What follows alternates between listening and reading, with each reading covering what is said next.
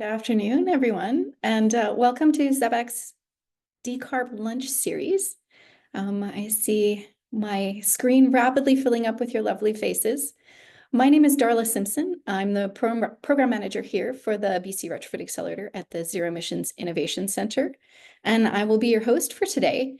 And we're going to be learning about Vancouver's greenhouse gas reporting bylaw, a little bit of history of how it came to be, results from the first year, and a bit of a look forward about how this is going to come into full effect over the next couple of years. And I'm very pleased to have three guests joining me today for our webinar. My lovely co-host, Jennifer Davis, is joining us from BOMA BC, where she's the director of the Decarb Accelerator program. We have Micah Lang from the City of Vancouver, and he's the team lead for large existing buildings. And last but certainly not least, we have Gurmeet Gherra, who's also with the City of Vancouver and is the Senior Green Building Planner. Before we dive into our presentations today, I'd just like to take a moment to say thank you for being able to join us today. I have the pleasure of living and working on the unceded traditional territories of the Musqueam, Squamish, and Tsleil-Waututh nations, and I'm reminded every spring how thankful I am to live on and be a steward of these lands. And a big thank you to the City of Vancouver, Van City, and BC Hydro for their financial support that allows us to offer webinars like these at no cost to all of the lovely folks online today. If you are interested in getting continuing education credits for attending today, please see the information that my colleague Carrie is going to be popping into the chat. Carrie is going to be helping us today and providing all sorts of useful information to you. So please do open that chat if you have not already. We're also going to be using that for any comments or questions that you have for the presenters. So I encourage you to please pop your questions in as we go. We will pause at the end of our presentations and have a bit of a discussion, time permitting. So we will go back through the questions and bring those forward. And then my colleague Carrie is actually going to launch our first poll today while I pull up our presentation.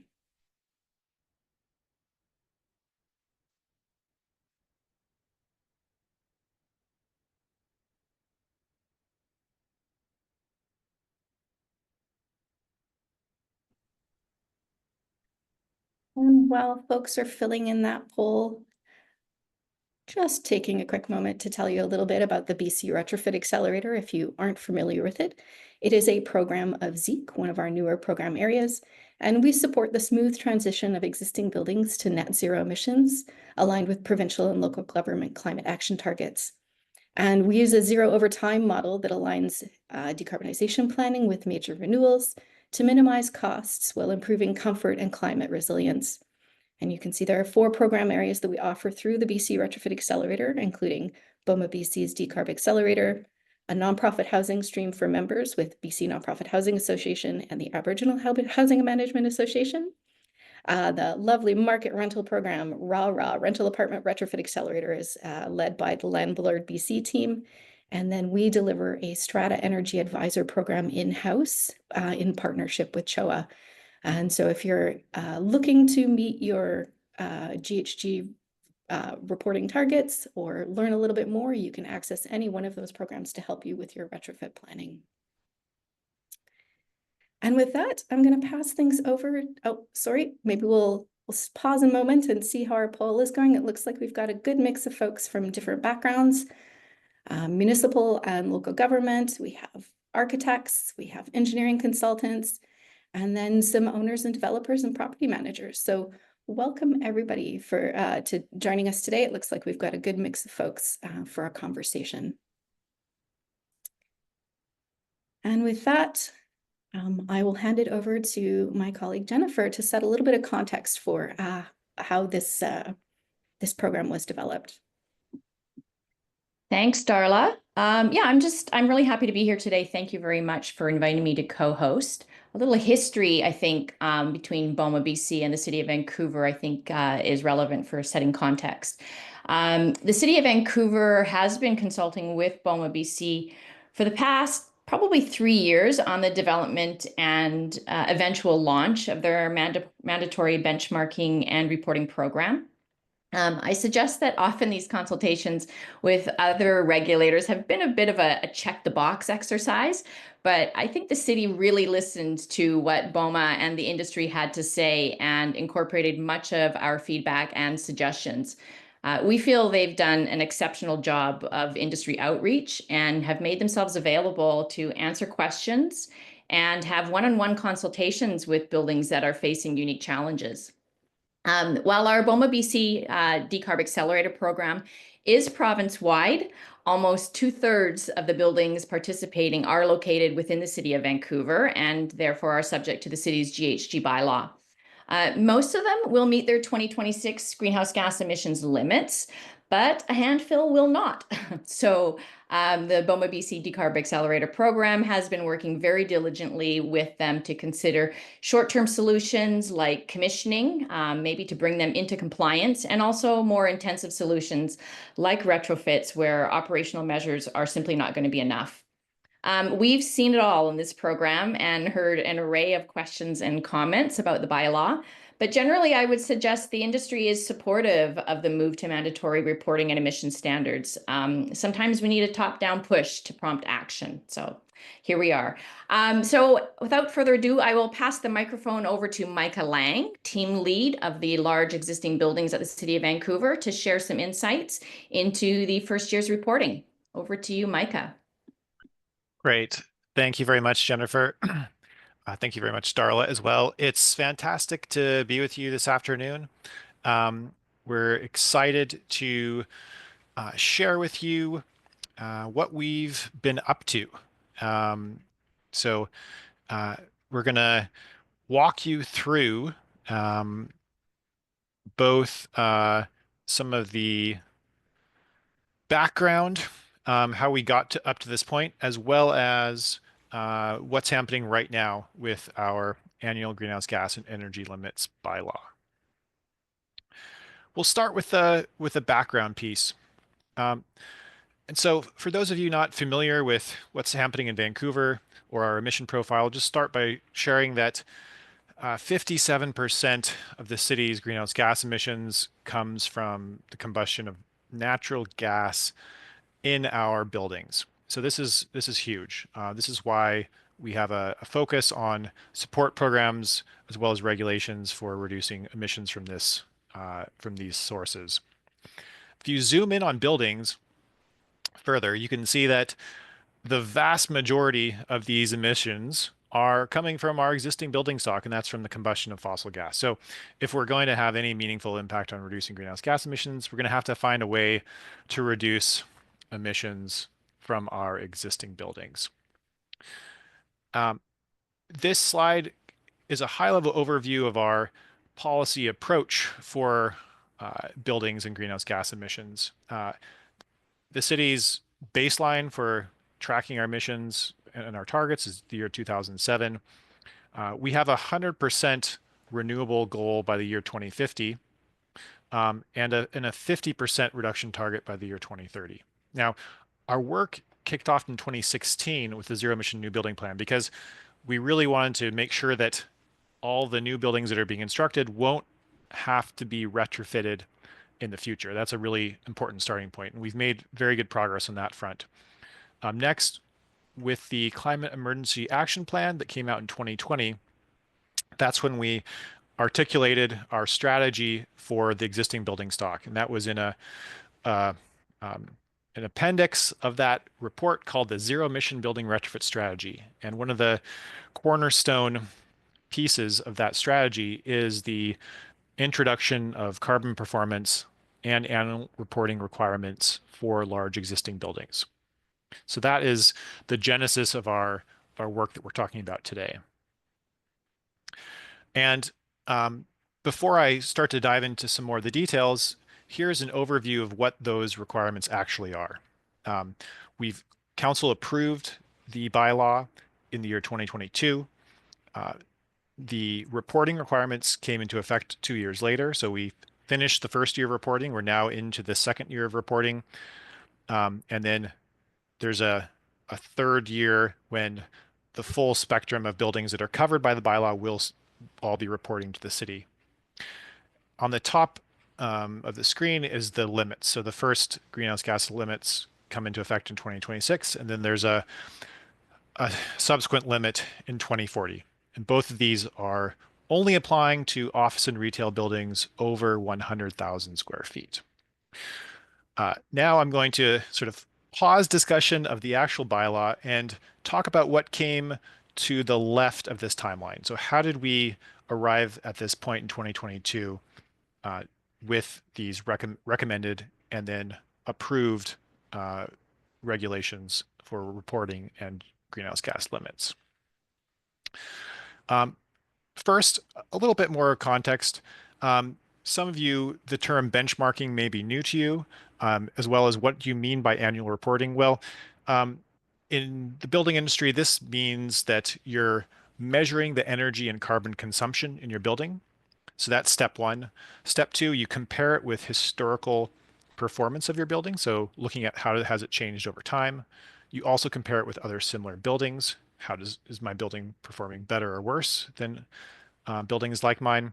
And then you can also look at how it compares to reference standards. And then the third, this is the really important thing, is you can identify areas for improvement. And that's really the whole point of doing an annual exercise of monitoring and then reporting your energy and emissions. And so when you do this, it leads to asking some questions.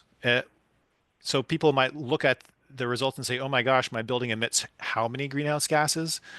And then they look at, as they're entering their energy bills or they see the totals, they say, we spend how much on energy?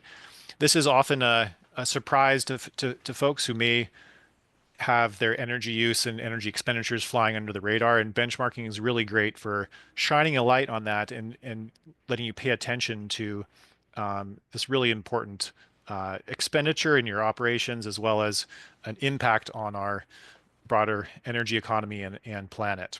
And ultimately, this will lead to better planning for your replacement projects because you can look at the efficiency of specific end uses and the impact on your overall budget.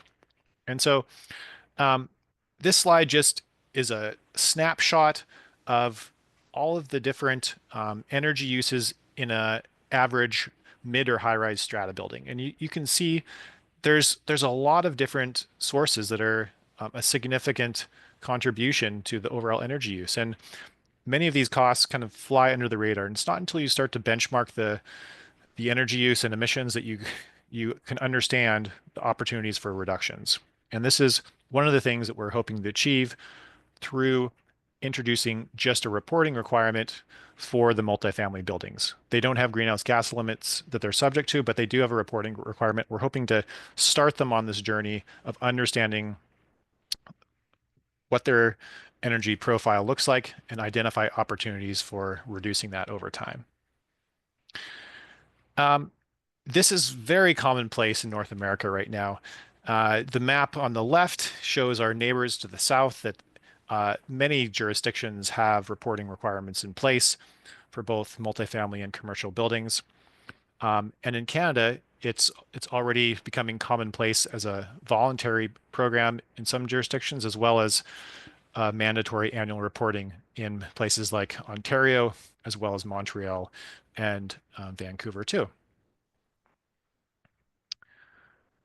So now turning our attention to building performance standards, or those greenhouse gas limits that I talked about before. So a building performance standard are policies that require existing buildings to meet specific performance targets over time, often with progressively more strict targets being implemented. And so in Vancouver, the specific performance targets that we have established are both for greenhouse gas intensity as well as heat energy intensity, which are defined here on the screen. So in both cases, we're looking at natural gas and district energy used, and we're using gross floor area as the denominator for this metric. So it's a performance metric based on floor area that we've set targets for in Vancouver. shifting gear now to like, why are we doing this, or why this specific approach? The rationale for the performance standards is a number of really important things. First, this approach provides owners both with clarity and flexibility. Clarity in that they have a specific target they're trying to achieve, and flexibility meaning that it's performance-based. So you can implement any suite of different individual measures, actions within your building in order to achieve that target. And this is really important in big buildings because big buildings are complex. They have many different systems in them. They're built at different eras. They have different operational goals. They have different end uses. They have different tenants in place. And so having that flexibility is really important for each individual building to be able to choose the set of actions that makes the most sense for them. Second, by setting these targets on office and retail over 100,000 square feet, we're focusing on where there's already capacity. Most of these buildings have been implementing energy management programs for many years. Many of them have professional energy managers in place. They participated in programs like Fortis and Hydro's continuous optimization program. Many of them already benchmark their buildings and are looking at ways to reduce their energy use. So there's already a lot of capacity in this sector. Third, it responds to growing demand from the industry. So many large building owners have already set energy or sustainability targets for their portfolio, as well as tenants in these buildings are looking to lease space in buildings that have energy or sustainability objectives that are in line with their corporate priorities as well. By setting targets that are out in the future, so this is our 2040 target, it allows industry time to respond. This is also important because for the big investments, you want to line those up with major capital replacements. And then finally, we wanted to align with best practice. This is both best practice from a regulatory perspective, looking at what the other major jurisdictions in North America are doing, as well as aligning those targets with the best practices in energy management and carbon reduction in the building stock itself. And so a few other specific examples of this. For best practice, we look closely at what was happening in New York City, Washington, D.C., Boston, Washington State, and Denver, just to name a few, who had already implemented these policies before Vancouver implemented ours. We work closely with the regional government as well as the provincial government, thinking about how this regulatory approach would integrate within the broader policy context.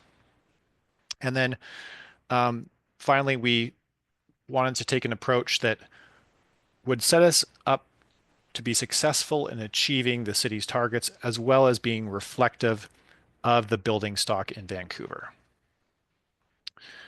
And so that begs the question, how did you set these limits without actual performance data? And there's a two-part answer to this. One is based on the analysis, and the other is based on engagement. And so I'll speak briefly to the analysis first. We hired a consulting team that would allow us to take the data that we did have access to on the performance of the building stock, which was limited to some energy audits, some participants in the utility efficiency programs, and then combine that with land use data to come up with a model of these buildings for the city. We layered in our understanding of what it actually required to retrofit these buildings, what were the specific technologies, retrofit approaches that were currently taking place in Vancouver to achieve energy savings, to achieve GHG reductions.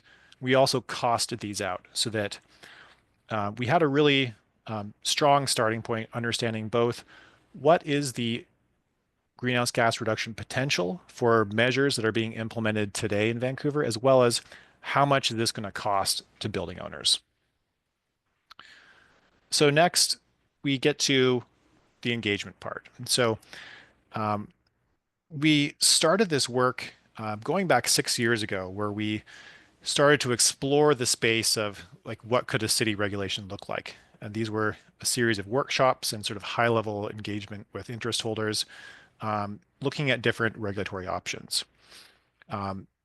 Next, we formed an external advisory committee where we rolled up our sleeves and walked through in detail the potential approach, and I'll come to that in a second. And then finally, we conducted broader engagement before the approval of the regulation. And then we have several standing advisory committees that are ongoing today to keep informing the work as we go forward. And so I'm going to speak a little bit more about that process with the external advisory committee, because that was really important. So this was a collaborative process. Like as we were working with our consultant to come up with that data on how is the building stock performing, what are the cost and GHG implications of retrofit measures, we wanted to share that in a very straightforward and upfront manner with the key interest holders in Vancouver, with the building owners, the consulting firms and engineering firms that are doing the retrofits, with the important industry associations, with the utilities. And we had other relevant observers at the table as well. And so we talked through what are the principles for the regulation? What could these retrofits look like? And we shared and discussed real data and case studies on buildings that had already been retrofitted. And so through this process, we were able to, I think, establish a baseline of understanding and confidence and trust in this process. And by being transparent and open to feedback, I think we were able to arrive at some comfort, an initial level of comfort from industry on the approach that we were taking. And then finally, we shared this with a broader audience prior to going to council. Now let's look at those specific limits and what the rationale was for these specific 2026 and 2040 limits. So starting with 2026, the specific numbers are there on the screen, and how we set this limit for both office and retail was we wanted to target the worst performing quartile of the building stock. We also wanted to set this at a level that would not require capital improvements for most buildings. Many could achieve the reductions necessary through recommissioning, through building tune-ups, or could very cost effectively buy renewable energy to meet these targets. We introduced a number of flexible compliance mechanisms. So purchase of renewable natural gas, purchase of zero carbon district energy when it becomes available, obviously taking action through recommissioning or small capital projects, and then finally paying an operating permit fee to the city if it doesn't make sense to take action quite yet and you want to wait a few years before doing that. And that was that final price signal to act. You'll see in the footnote a sneak peek to what the actual results are, and we'll get to that in a few moments. But first, why did we set the specific limit of 0 for greenhouse gases in 2040, as well as a heat energy limit of 0.09 gigajoules per meter squared per year? So we wanted to achieve that 100% renewable 2050 target because office and retail buildings have more capacity, and we know we need to move faster in some of our buildings if we're going to achieve this target.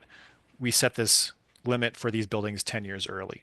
And this was, again, in consultation with industry to come up with this date and this limit. The heat energy intensity limit was set to achieve about an 85% reduction in heat energy in a typical building today.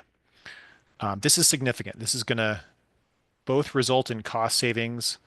It's in alignment with that first objective of 100% renewable. But what it allows for is the use of renewable gas for peaking and backup.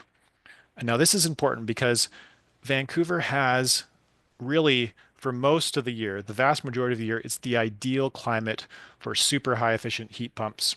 And for a few days of the year when it gets really cold, it's less ideal. And by allowing gas or specifically renewable gas to be used for peaking and backup. It's much more cost effective to size your heating plants in a way that the heat pumps just have to take care of that 85-90% of the load with gas being available for that peak demand. And then finally, I've already spoke to the regulatory clarity. By setting these limits now, buildings can look at their capital replacements that are coming up in the future and make the right choice around what equipment they need in order to achieve these targets. And then finally, as I already articulated in the initial set of rationale, this provides flexibility. So there's multiple pathways to achieve GHG savings of 60 to 90% in these existing buildings with roughly a cost neutral over the life cycle of the equipment in place. And then, as I've also alluded, many buildings are already achieving these reductions today. On ZEBx's website, on Zeke's website, you can see a number of these case studies where older, large office and retail buildings are achieving really large GHG reductions in line with these targets that we've achieved. So with that, I'm going to turn over the presentation to my colleague, Gurmeet Gherra, Senior Green Building Planner, who is implementing our bylaw. He's going to walk you through what the current reporting requirements are and some of the learnings that we've had in our first year. Thank you, Micah. Good afternoon, all. Great to be here and discuss the policy background and how we're implementing this bylaw. So as Micah said, I lead the implementation and actual how buildings are reporting, what issues they're facing. So I'll be giving a high-level overview of all those implementation phases. Just to recap, Micah did touch on this, but we have a phased out implementation of the buildings that are reporting under the bylaw. So we started the implementation in 2024 with focusing only on large commercial buildings, so buildings over 100,000 square feet. 211 buildings were subject to the regulation last year.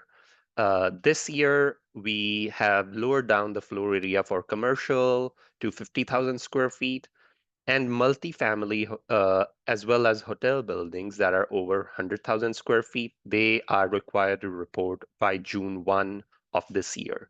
June 1 is our annual deadline, and that's the date that everyone has to report their data by. This year, we're adding almost 900 buildings to the list, in addition to the 211 that have to report on an year-on-year basis. And in 2026, we will lower down the threshold of multifamily to 50,000, and that adds another approximately 700 buildings. So over the span of 3 years, we're talking about over 1,800 buildings that have to report and then keep reporting on an annual basis. So I'll talk about how we went about planning the implementation. So the bylaw was this report on the GHG limits and energy benchmarking or reporting went to City Council in May 2022. It was approved and we drafted the bylaw, and that was enacted in July of the same year. We were doing a resource requirement analysis even before the bylaw came into enactment, but after it was enacted, we started to put down some concrete numbers to it. We were in chat with a lot of other jurisdictions that already had implemented these building performance standards. So we did a FTE analysis, a software requirement, because we're not doing benchmarking and reporting only. There's a building performance standard involved as well, and requirements were a bit more complex. So we did an analysis whether our existing city software can take care of all the requirements or not. And we also started engaging utility on providing data to the building owners. Utility support is essential for successful implementation of these policies. And we've been actively engaging and been very successful with some utilities, and with others, we're continuing to make sure that access to data is as smooth as possible for building owners. Communication is also a key to successful implementation. We've been hosting regular webinars, whether they are city hosted or in partnership with umbrella organizations such as BOMA. We have Q&A sessions with buildings that have some complex scenarios. We have a help center where people can call and set up one-on-one meetings, again, to discuss any unique scenarios or issues that they're facing. Compliance under the bylaw is a two-step process. So for reporting, building owners have to access two softwares. The first is Energy Star Portfolio Manager, and the second is the city-owned Building Performance Reporting System.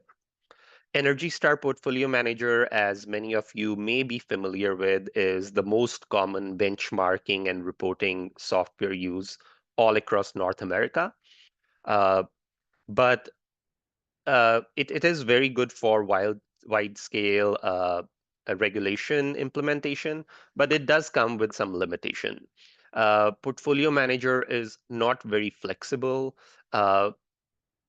If we want to add additional details or see year-on-year, create year-on-year profiles for a building, or adjust some of the energy use or report alternate energy consumption, it's not very flexible in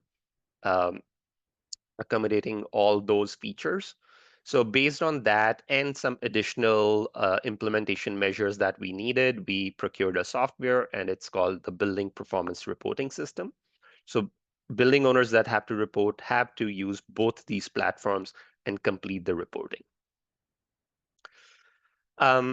Now talking about year one results. So the 2024 reporting was completed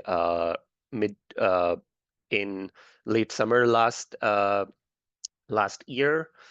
We had a very good compliance rate for the first year, and I think kudos goes to office and retail and large commercial buildings who did a great job of working with us and submitting their reports.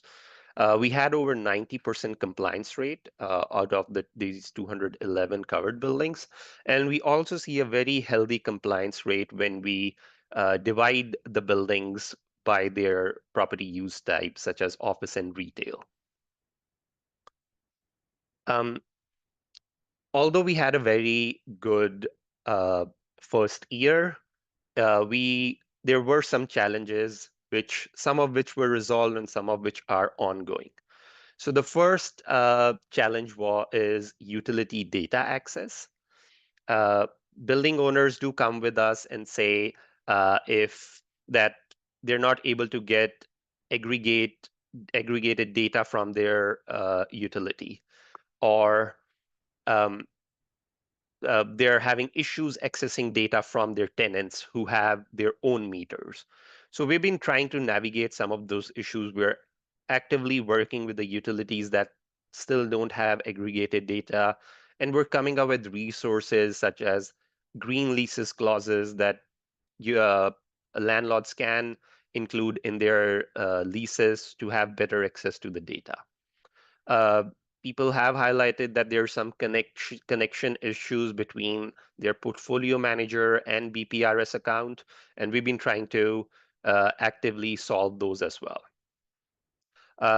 Some buildings have metering questions. For example, if two buildings share one natural gas meter, how do they report? So we've been coming up with resources on how to help with such questions. And buildings that are subject to the GHGI limits, they can claim exemption if their restaurant has separate energy use. So how to report that, what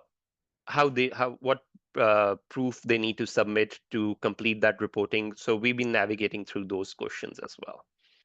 And this year, a challenge that we've been seeing is reporting for stratas. So this year, multifamily buildings have to report as well. Stratas, it has been brought to our attention that they need more resources and more help to successfully comply with this regulation. So we are expanding the help center resource that we have to provide one-on-one support to the buildings that are struggling to report.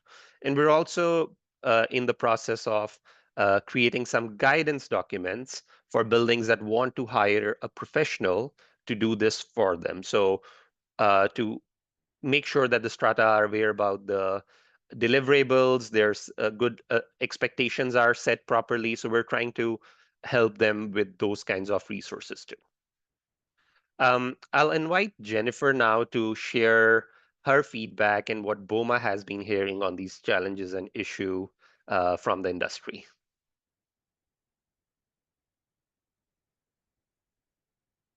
As soon as I turn on my mic, there we go. Thanks, Gurmeet. Yeah, so similar to what you've been hearing, I think, some properties have had challenges with obtaining and inputting their gross floor area versus their gross leasable area. Many of them simply don't have their gross floor area, and they've input their GLA, their gross leasable area instead. Needless to say, a lower square footage from the gross leasable area equates to higher emissions per square foot. So that's been a bit of a wake-up call for a few properties. They're needing to go out and get their buildings measured, or even the short term try to estimate what their GFA is. Another challenge I would say is there's been some uncertainty about what constitutes a process load and how to extract it from the property's square footage for reporting. So process loads would be those things like associated with restaurant use or any other specialized use where there's a meter attached to it. Yeah, just that definition of a process load has been confusing, I think, for some people. There's been some further uncertainty about the inclusion or exclusion of parking. Particularly when it may be a conditioned space, meaning that it's heated, lit, or ventilated. Again, just a bit of confusion there.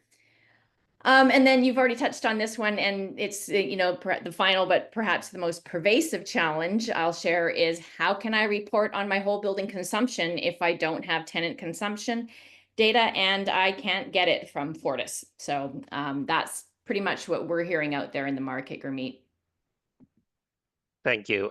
Yeah, I mean, we are working on some of these in the short term. Some of them can be some long-term solution, but we're definitely trying to come up with resources that can help building owners navigate these issues.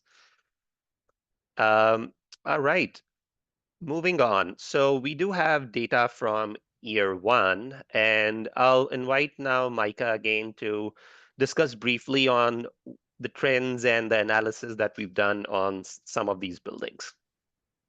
Great, thanks. So what you're looking at is a bar graph. We've got individual buildings represented by each bar on this table, going from the almost zero carbon buildings on the left-hand side. So that would be, and then so our y-axis is in terms of kilograms of carbon dioxide equivalent per meter squared per year. And then the buildings are just numbered in order of their GHGI as reported to us last year. And as you can see, we've got only 16% of these buildings above that 2026 limit, which is a really great starting point. I'd mentioned earlier, we designed the limit to target the worst performing quartile. And so actually the building stock is performing slightly better than we anticipated. So that's a great news story. And I think it highlights some of the success that buildings have had in recent years in implementing some of these large retrofit projects to reduce their emissions. Some of the case studies that we have, the movement in industry towards higher efficiency, lower carbon heating, ventilation systems in their buildings is illustrated by this high percentage of buildings that are already below the 2026 limits.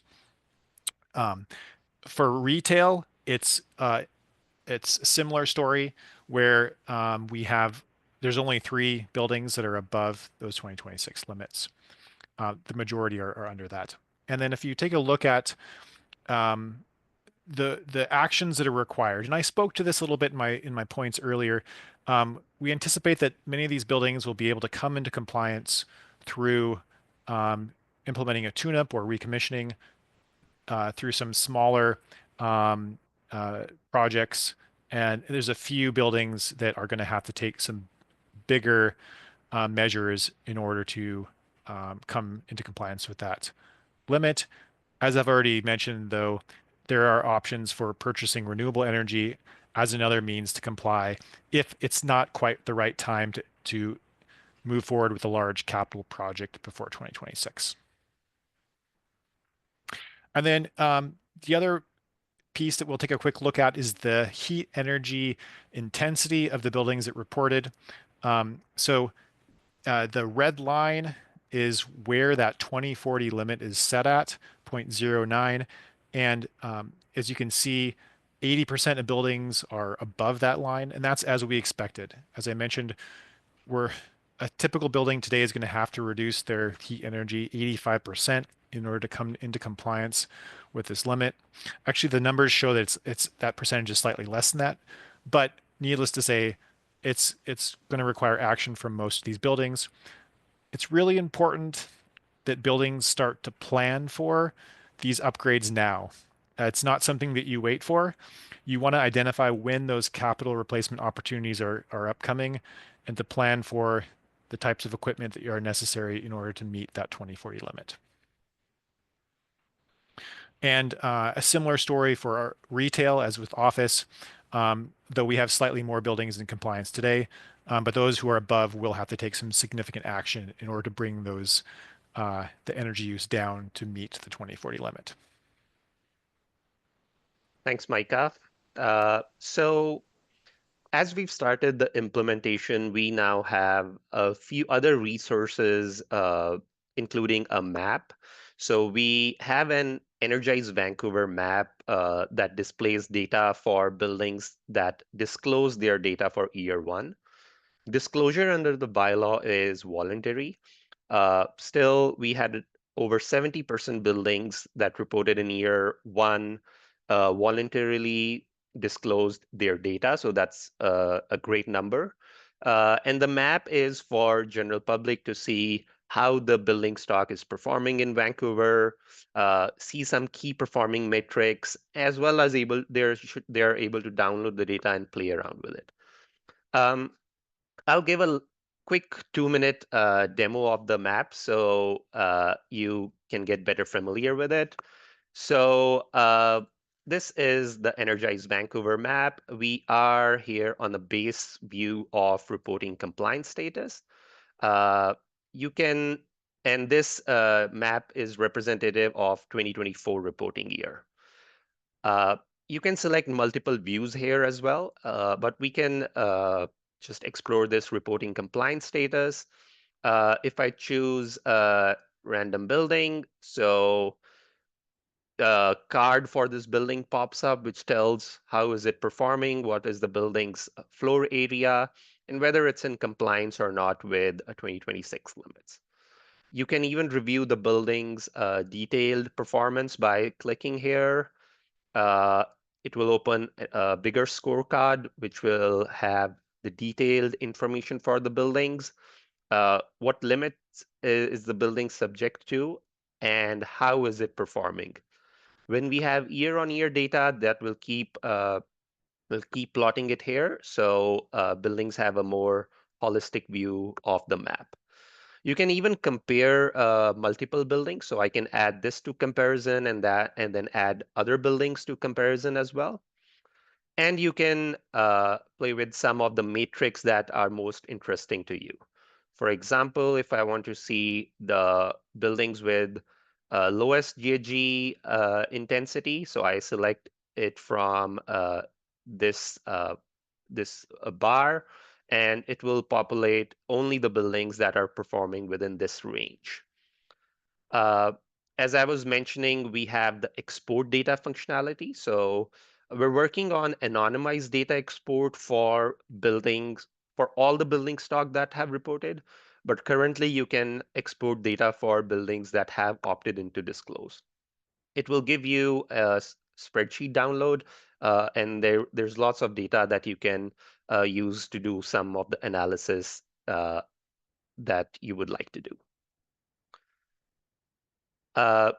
So that was an overview of the map. Another feature that we have is building performance scorecards. We have issued, so scorecards are issued on an annual basis. We've issued scorecards for all the buildings that reported in 2024. This scorecard is for a building that is subject to the GHGI limits.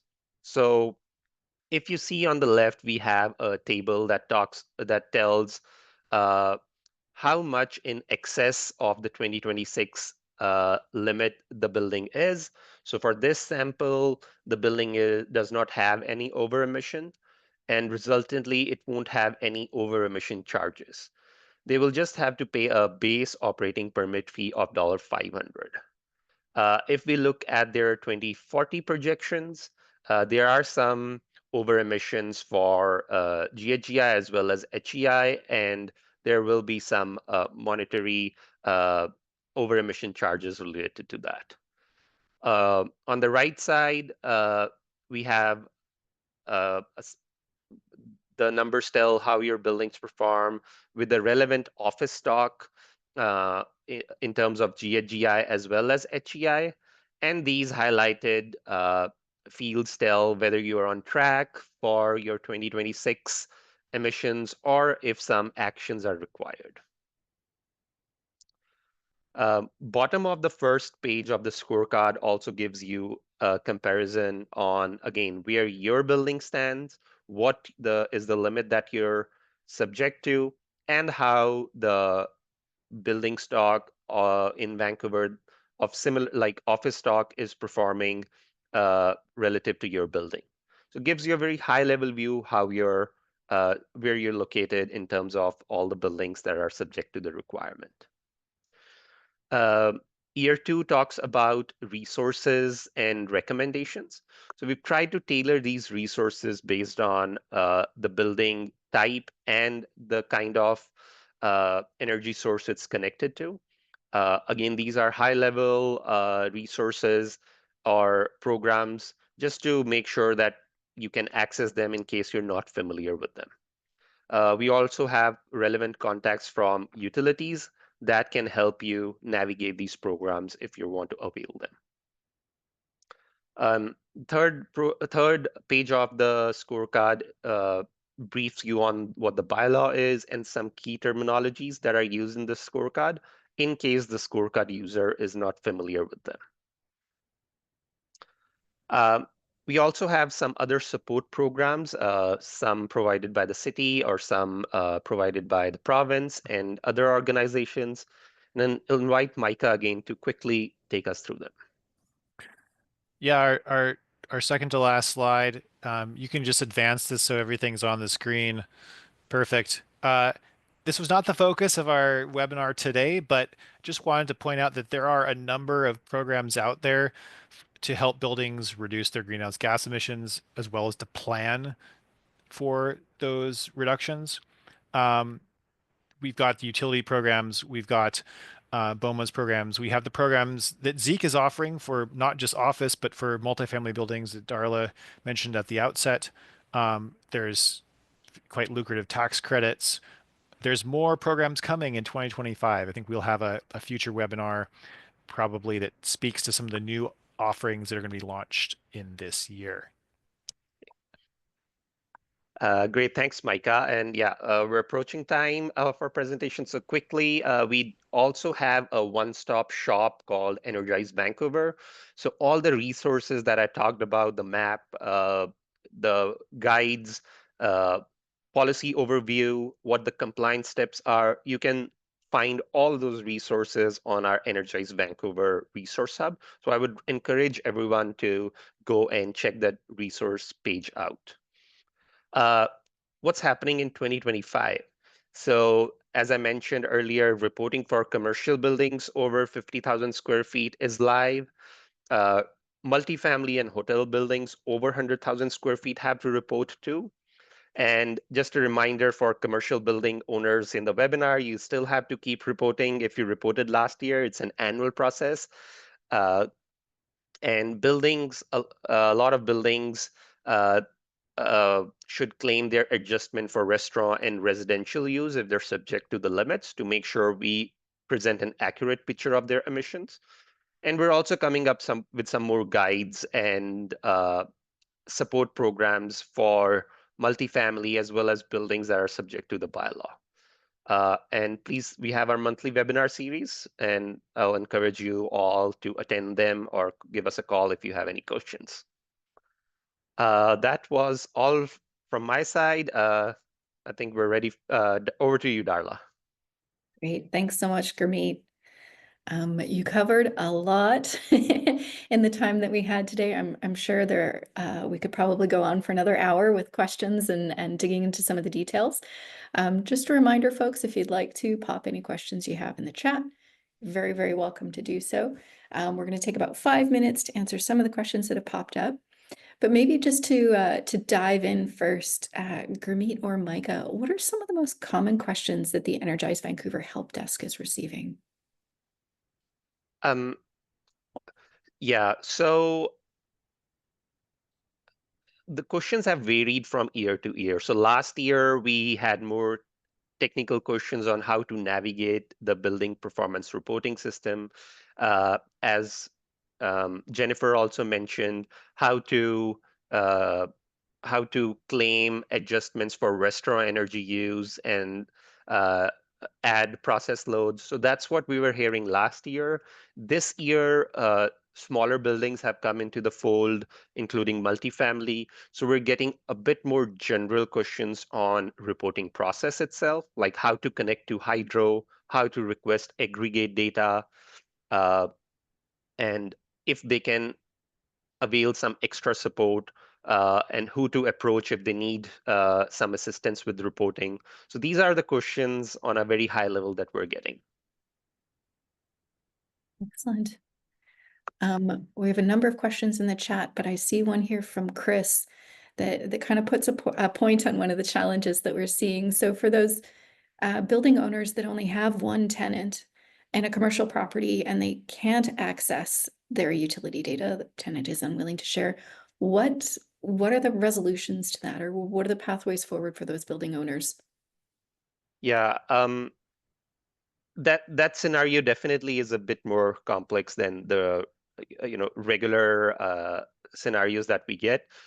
First thing that we advise building owners is renew your lease if you can. If you can renew it before the term ends, please try to insert a green clause in it, green lease clause. We have resource on that on our webpage too. Again, I mean, we encourage building owners to keep working with their tenants. I think sometimes it takes a bit more than a couple of emails to just push them, and a lot of times they do come around. So those are our interim solutions. We're talking to Hydra to see how this can be accessed, but we don't have a super clear answer on that so far. Understood. It's a challenge balancing that privacy piece with the access to data. Yeah, it's and I know correct me if I'm wrong, but for commercial tenants, we can do aggregated data for 3 tenants or more.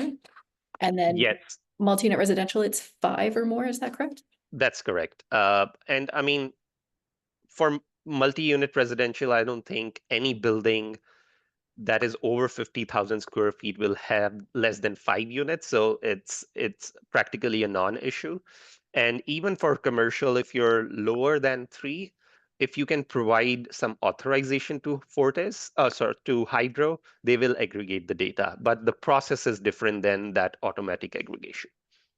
Right. And process, you've triggered another question from Hassan here in the chat.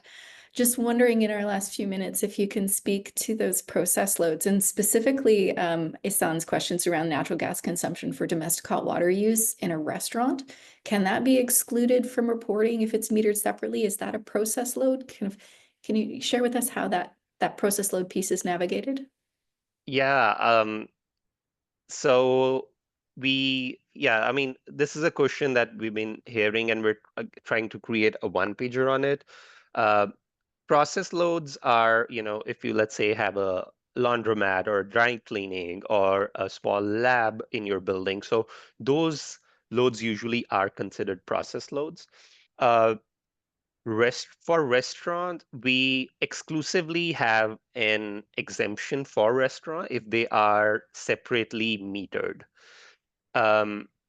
So you can say it's in a way a process load, but we've just defined it separately. Like we made a clear exemption for restaurant.